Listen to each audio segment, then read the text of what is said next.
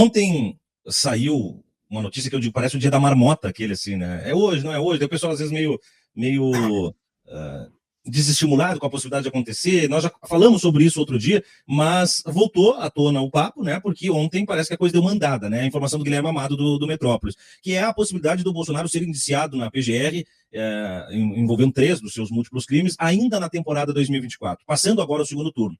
Outro dia nós falamos, quando recebemos o senhor, sobre as narrativas dos trajetos, né, viáveis dentro do GPS do tempo do direito e do tempo da política, em que pese cada um ter os seus compromissos, mas no mundo real tem as suas vinculações. Pós-período eleitoral, é talvez um momento mais suave na temporada 2024, para que não fique nenhum tipo de rastro de argumento sobre uma ação politizada dentro do caráter da lei. Então eu vejo que, de fato, se a coisa andar, é agora, depois de domingo, se tudo der certo com o Boulos eleito em São Paulo, Maria do Rosário aqui em Porto Alegre, mas depois de domingo, independente do cenário, acho que o Bolsonaro começa a engolir mais seco aí, doutor. Como é que o senhor vê? Eu vejo o seguinte, veja, eu tenho repetido hoje que é necessário fazer uma retrospectiva do ano, né, para lembrar que, antes do início do processo eleitoral, o Ministério Público já tinha recebido o inquérito, por exemplo, das joias, né? E a resposta dada à imprensa foi que a Procuradoria evitaria realizar uma denúncia durante o processo eleitoral. Isso foi, de alguma maneira, questionado, mas eu acho que certo comedimento, exatamente como você disse, para que não se confundisse a questão jurídica com a política, é bom. Até porque o Ministério Público, como o próprio ministro Gilmar Mendes se posicionou algumas vezes, tinha virado um estamento de Estado com atuação política. Isso aconteceu com a Lava Jato, que é o seguinte, que de fato sequestrou o Lula, quando era ex-presidente da República, com os fins claros e objetivos de influenciar o processo eleitoral que, naquele momento, influenciou. Retirou o Lula do processo eleitoral, o tornou inelegível. Né? Então, é importante que, nesse momento, as instituições funcionem, e não por questões políticas, mas pelas evidências absurdas jurídicas que apontam o cometimento de crime pelo ex-presidente da República, Jair Bolsonaro, que já se encontra inelegível por uma decisão do Tribunal Superior Eleitoral. As pessoas, e até nesse programa aqui, nós temos discutido muito uma espécie de desesperança em relação às consequências jurídicas, e eu também tenho repetido o seguinte, na verdade, isso decorre de que nós somos uma história, nós temos uma história de um país que nunca teve as suas cisões, suas quebras. Né? Tivemos uma independência do filho gritando independência ou morte contra o próprio pai. Nós terminamos a escravidão, por exemplo, e tocamos fogo nos registros para não pagar indenização aos escravos.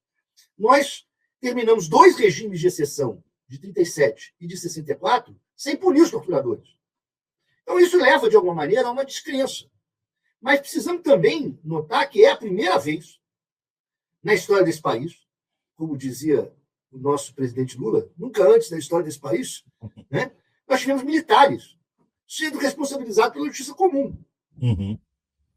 Isso se inaugurou agora, depois da mudança do Código Penal, com a revogação da Lei de Segurança Nacional e a aprovação dos crimes contra os atentados ao Estado de Direito Democrático, o que faz com que, de fato, os militares que tiverem envolvimento na tentativa de golpe sejam responsabilizados não pela justiça militar, mas pela justiça comum. E, neste caso, a Constituição brasileira tem 2 questões indicativas de foro prerrogativa. Primeiro, o presidente da República responde perante o Supremo Tribunal Federal.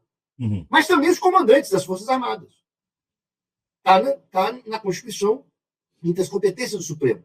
E aí, houve uma mudança de jurisprudência no Supremo Tribunal Federal recente em relação ao que é o foro prerrogativa. Isso é muito importante dizer, porque, de alguma maneira, o mundo jornalístico e as pessoas começaram a associar o foro prerrogativa com impunidade, o foro prerrogativa com proteção. Né? Mas é o seguinte, eu escrevi um artigo recente no Conjuro em que eu mostrava que a súmula do Supremo Tribunal Federal, que tinha definido o foro prerrogativa mesmo depois da função, foi editada 60 a 90 dias depois do golpe de 64. Para quê? Exatamente para proteger o Juscelino Kubitschek e os deputados federais, à época, de estar com foro no Supremo Tribunal Federal em relação aos fatos ocorridos durante o mandato. Só que a Constituição de 46, nesse ponto, é igual à Constituição de 88, e o Supremo Tribunal Federal titubeou em relação a isso, revogou essa súmula, e depois, por uma tese do Barroso, fez algo misto, que seria mesmo deputado reeleito, perderia o foro prerrogativa nos fatos ocorridos no primeiro mandato. Esse caos gerou a prisão do Lula e do Temer. Veja, porque se não fosse a estabilidade de dizer que o presidente da República responde pelos seus atos perante o Supremo Tribunal Federal, mesmo depois do cargo, ou seja, os fatos cometidos na sua gestão têm que ser respondidos pelo Supremo, nós não teríamos um juiz de primeira instância parcial prendendo Lula e não teríamos o franchising de primeira instância no Rio de Janeiro prendendo Temer. Temer foi absolvido e o Lula, sabemos o que aconteceu em relação à anulação do seu processo. E aí agora o Supremo Tribunal Federal revê sua jurisprudência e não há outra autoridade que possa julgar o Bolsonaro de maneira isenta, sem receber pressão, do que o Supremo Tribunal Federal.